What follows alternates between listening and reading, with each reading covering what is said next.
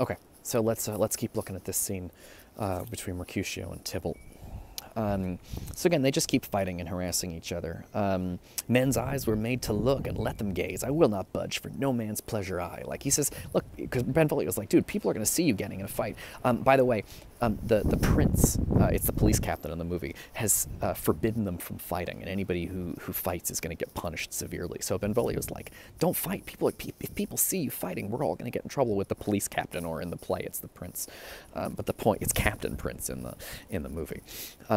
But the point is, we're trying to calm this down because the police are like really angry at them all for doing all this fighting, and Mercutio doesn't care. He's like, I don't care. I'll fight with Tybalt in public. I don't give a shit what the authorities say.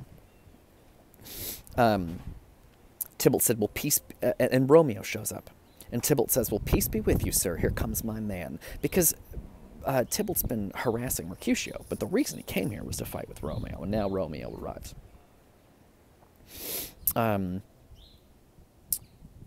But I'll be hanged, sir, if you wear your livery.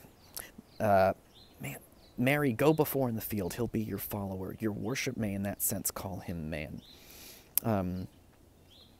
Romeo, and so but Tybalt starts fighting with him. Romeo, the love I bear thee can afford no better term than this. Thou art a villain.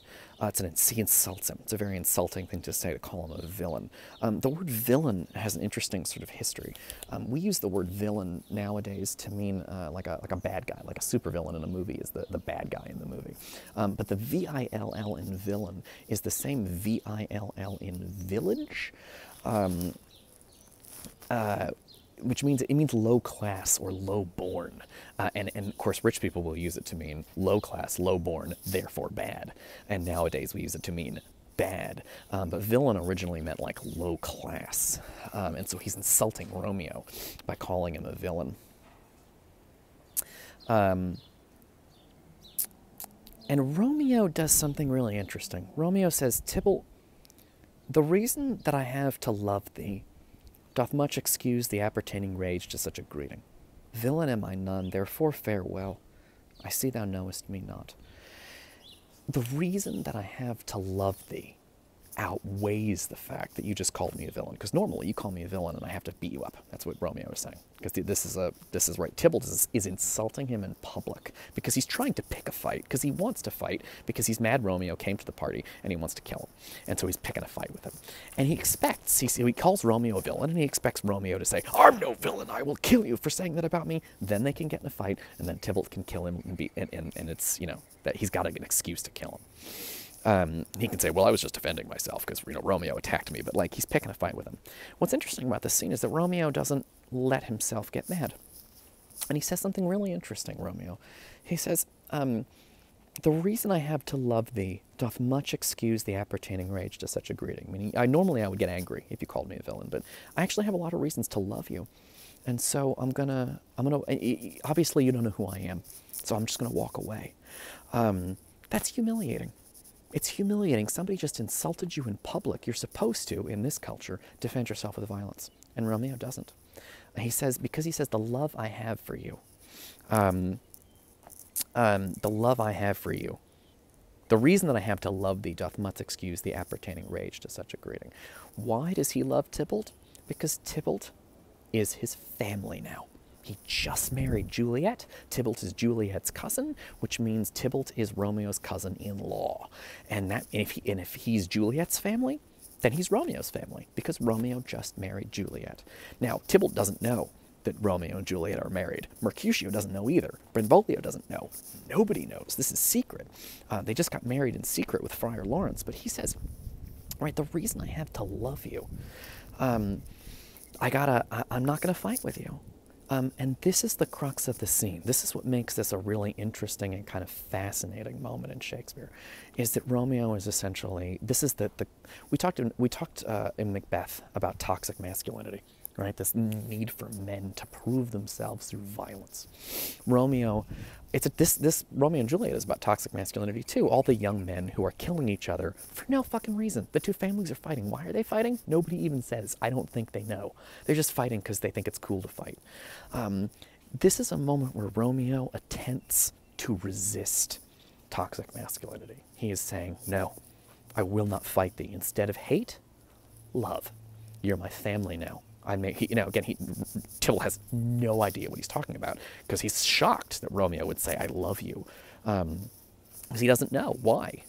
We know that it's because he's married Juliet, and now Tybalt is Romeo's family too. The families have combined, but only Romeo knows this. So from the perspective of everybody there, Romeo has just been insulted in public and challenged to a duel, and he says, no, I'm not going to fight you. I love you too much, and you know what? If you're calling me a villain, you don't even really know me, and so I must not be the guy you're looking for. And he tries to walk away. It's an incredibly beautiful moment. There's something lovely about it. He's turning the other cheek. A lot of my students are not, they've heard the expression turn the other cheek, but they don't really know what it means. Jesus says turn the other cheek. And when he says turn the other cheek, a lot of my students think it means that if someone attacks you, you should just turn around and walk away. That's actually not what that means. When Jesus says turn the other cheek, he means if somebody strikes you across the cheek, you should turn the other cheek and let them hit you again over there. It sounds like a crazy idea, but if you know anything about the life of Jesus, you know that he's a guy who went willingly to his own torture and execution. So it actually makes a certain amount of sense if you know Jesus' story. But the reason Jesus is doing that is because violence causes more violence.